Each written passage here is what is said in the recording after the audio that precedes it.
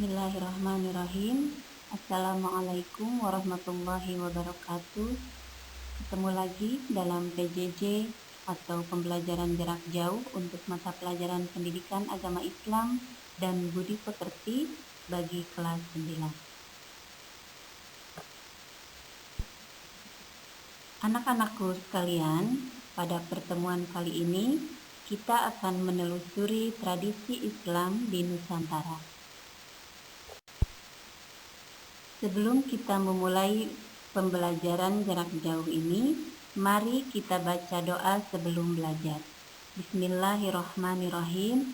Allahumma akhrijna min dhulumatil wahmi wa akrimna binuril fahmi waftah alaina bima'rifatika wa sahhil lana abwaba fadlik ya arhamar rahimin.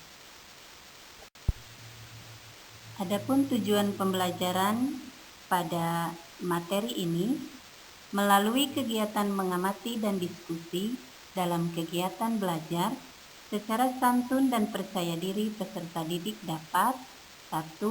Menjelaskan tradisi di Nusantara sebelum masuknya ajaran Islam dengan baik. 2. Menjelaskan akulturasi budaya Islam di Nusantara dengan benar. 3. Melestarikan tradisi Islam di Nusantara dengan benar. 4. Menyebutkan hikmah dari lestarinya tradisi Islam di Nusantara dengan baik.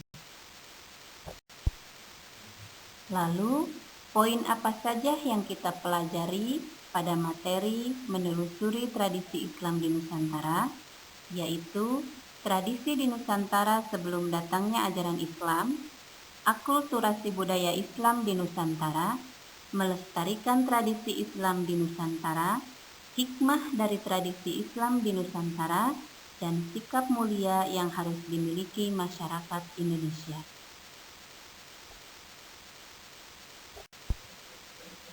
Tradisi di Nusantara sebelum datangnya Islam. Jauh sebelum Islam masuk dan berkembang di Nusantara, masyarakat telah memiliki keragaman budaya dan tradisi.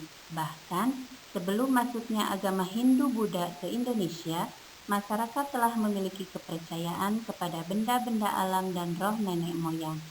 Banyak upacara ritual dilakukan sebelum melakukan kegiatan atau acara tertentu. Misal, sebelum melakukan acara hajatan, baik itu perkawinan, kelahiran, ataupun kematian dan acara lainnya. Tradisi itu mereka lakukan secara turun-temurun dari satu generasi ke generasi berikutnya. Mereka patuh terhadap tradisi karena beranggapan dan meyakini bahwa jika tidak melakukan atau melanggar akan mendapat kutukan dari arwah nenek moyang yang akibatnya akan mendatangkan bencana di tengah-tengah masyarakat. Masuknya agama Hindu-Buddha di Nusantara tidak menyebabkan tradisi tersebut hilang, namun semakin tumbuh dan berkembang, karena pengaruh ajaran Hindu-Buddha menyesuaikan dengan kebiasaan atau tradisi yang ada di masyarakat. Pengaruh Hindu-Buddha salah satunya dapat kita lihat dalam seni bangunan, contohnya candi. Di India, candi merupakan kuil untuk memuja para dewa, sedangkan di Indonesia, selain sebagai tempat pemujaan, juga menjadi makam atau tempat menyimpan abu jenazah para raja. Akulturasi budaya Islam di Nusantara. Akulturasi merupakan proses percampuran antara unsur kebudayaan yang satu dengan kebudayaan yang lain, sehingga terbentuk kebudayaan yang baru tanpa menghilangkan ciri khas kebudayaan masing-masing. Kedatangan ajaran Islam ke Nusantara juga mengalami proses akulturasi dengan kebudayaan pada saat itu. Bentuk budaya sebagai proses akulturasi tersebut tidak bersifat kebenaran atau material saja, akan tetapi juga menyangkut perilaku masyarakat Indonesia.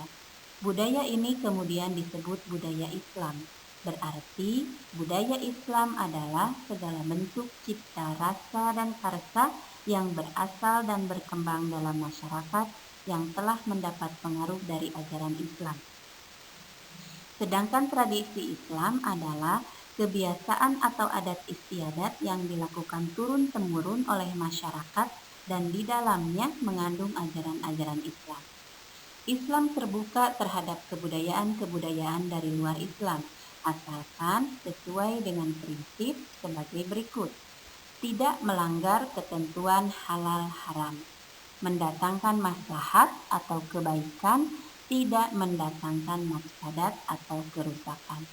Sesuai dengan prinsip al-wala atau kecintaan hanya kepada Allah Subhanahu wa taala dan kepada yang dicintai Allah Subhanahu wa taala, dan prinsip al-bara yaitu melepaskan diri dari membenci Allah Subhanahu wa taala dan dari yang dibenci oleh Allah Subhanahu wa taala.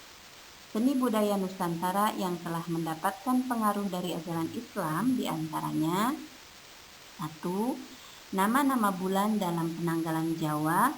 2. Seni bangunan masjid. 3. Seni ukir dan kaligrafi. 4. Seni tari.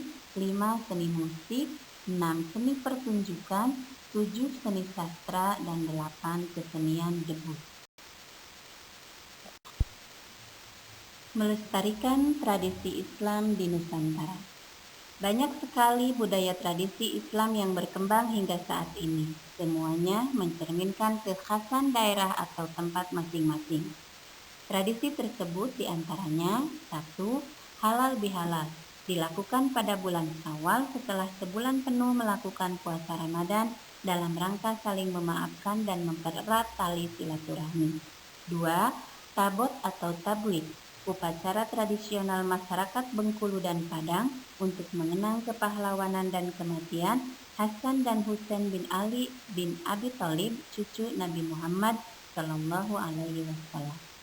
3. Kupatan atau bakdo kupat, tradisi Jawa yang biasanya dilakukan seminggu setelah Hari Raya Idul Fitri dalam rangka silaturahmi dan saling memaafkan, karena kata kupat itu sendiri merupakan singkatan dari kata mengaku lepas atau mengakui kesalahan. 4. Pekaten di Surakarta dan Yogyakarta, dilakukan setiap tahun di Keraton Surakarta dan Yogyakarta untuk mengenang jasa-jasa Wali Songo sebagai penyebar Islam di tanah Jawa. 5. Grebeg, merupakan tradisi mengiringi para raja dalam memperingati hari besar keagamaan, dilakukan di Yogyakarta, Solo, Cirebon, dan Demak. 6. Grebeg besar di Demak, merupakan upacara tradisional di Kabupaten Demak pada tanggal 10 Zulhijjah bertepatan dengan Hari Raya Idul Kurban atau Idul Adha. 7. Kerobok Maulid di Kutai dan Pawai Obor di Manado dalam rangka memperingati Maulid Nabi Muhammad Shallallahu Alaihi Wasallam. 8. Rabu Kasan di Bangka, hari Rabu terakhir di bulan Safar, dilaksanakan juga di Jawa Barat, Jawa Timur, dan Gresik, dengan tujuan untuk menolak bala atau mara bahaya. 9. Zugeran di Semarang, melakukan karnaval menyambut datangnya bulan Ramadan. 10. Tumpeng, penyajian nasi dalam bentuk kerucut, ciri khas masyarakat Jawa dan Betawi, dilakukan pada saat kenduri atau acara-acara penting. Anak-anakku sekalian, setelah kita mempelajari dan menelusuri tradisi Islam di Nusantara, hikmah yang bisa kita ambil dari hadirnya tradisi Islam di Nusantara diantaranya: 1. Memberikan nuansa baru dalam perkembangan suatu kepercayaan atau kebiasaan yang sudah ada di Nusantara. 2. Memperkaya ilmu pengetahuan. 3. Memperkaya seni yang ada di Nusantara.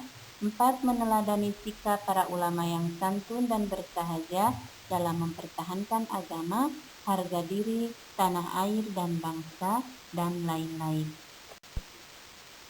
Oleh karena itu, sikap mulia yang harus dimiliki oleh kita selaku masyarakat Indonesia diantaranya: 1. Melestarikan tradisi Islam. 2. Menghormati para tokoh bangsa yang telah berjasa mengembangkan tradisi Islam di Nusantara. 3. Bangga menjadi bangsa Indonesia. 4. Menghargai perbedaan tradisi, dan lain-lain. Alhamdulillahirrabbilalamin. Selesai sudah pembelajaran jarak jauh kita hari ini tentang materi menelusuri tradisi Islam di Nusantara. Semoga apa yang kita pelajari hari ini dapat bermanfaat, menambah wawasan untuk kalian, dan semangat untuk melestarikan tradisi Islam di Nusantara. Mari kita tutup pembelajaran dengan membaca doa setelah belajar. Bismillahirrahmanirrahim. Allahumma arinal haqqo warzuqna tibaa wa arinal batila warzuqna tinaba. Ingat anak-anakku, lakukan segala sesuatu penuh rasa optimis, giat berusaha dan selalu berdoa. Salam sehat dan tetap semangat. Assalamualaikum warahmatullahi wabarakatuh.